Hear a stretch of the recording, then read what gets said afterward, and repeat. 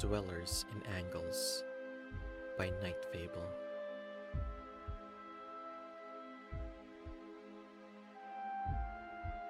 I lay on my bed, my heart pounding with a sense of anticipation. And I'm not gonna lie, fear. Tonight was the night I attempted to travel farther than ever before. When Josh first told me about astral projection, I laughed, thinking he was so stupid. But the more he spoke about it, the more I became curious.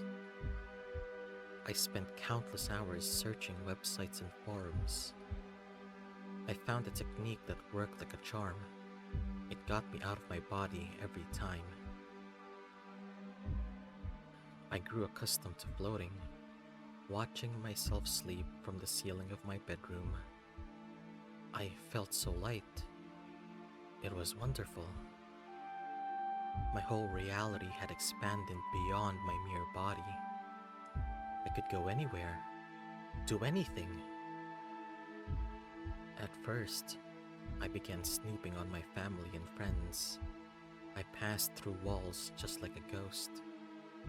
It freaked them right out when I could project myself at will and find their lost belongings. As the weeks passed, I became disconnected with the real world.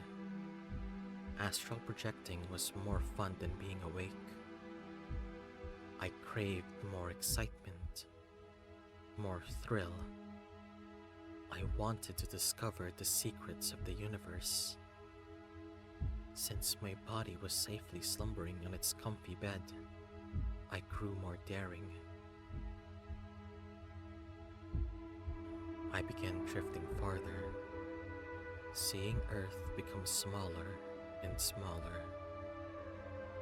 I explored solar systems and galaxies, saw things I couldn't describe fully as I swam through dimensions. Time itself seemed to lose its grip on me. The boundaries of reality blurred, and I floated in a boundless expanse of cosmic wonder. Every night, I went farther and farther still, until I reached it, the end of time. It was a universe of angles, of shapes my mind couldn't describe. I stood at the precipice of eternity, gazing into the vastness of existence itself. I felt small and insignificant, yet exhilarated and powerful at the same time. Like I had unlocked the hidden potential of the universe. But then, a haunting, bone-chilling sound pierced through the air, echoing through me. I had read about them and their chilling bell-like shriek, the guardians of space-time, devourers of souls. As I moved through strange angles, a primal fear gnawed at the edges of my consciousness. My heart was in my throat as I spotted them pursuing me from a distance, their presence terrifying beyond anything imaginable. I knew I had to find a way back to my body, and fast. I pushed myself to move faster, twisting through the strange angles, hoping to lose my pursuers. But they were relentless, moving effortlessly through these angles that I couldn't even comprehend. I could feel them getting closer, and desperation took hold of me. Frantically, I tried to remember the words that could save me. I needed curves, not angles. I managed to create circles in the fabric of space-time, hoping they would hide me from the devourers. In the midst of the chase, I mustered the courage to look back briefly, and my eyes met their dreadful gaze. Their eyes, like portals to infinity, seemed to be drawing me into the abyss of darkness. Flee. I couldn't let them take my soul. With desperation, I focused all my will on getting back to my body.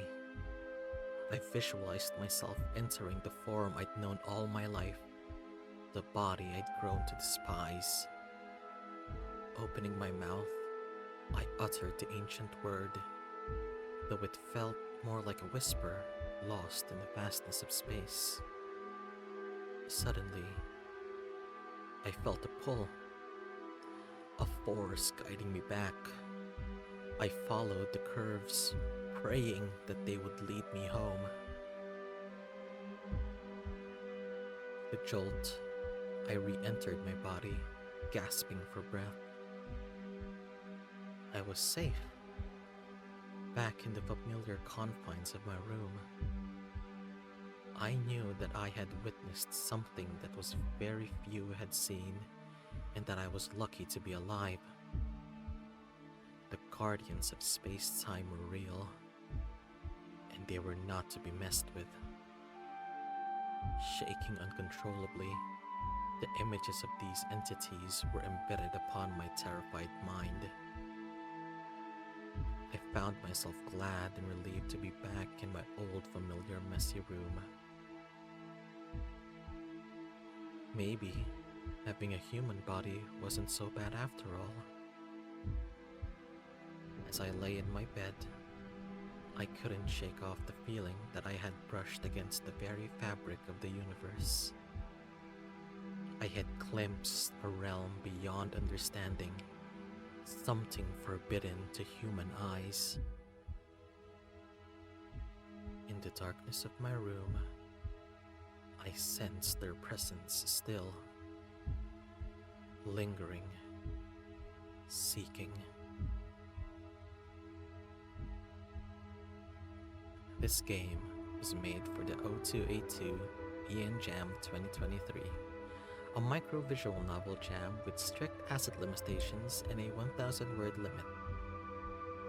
Music, Horizon, by Dan Bodan. Dwellers in Angles, by Nightfable.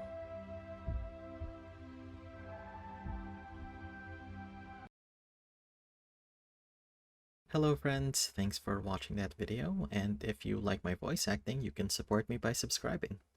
Alright, that's it. Bye senpai!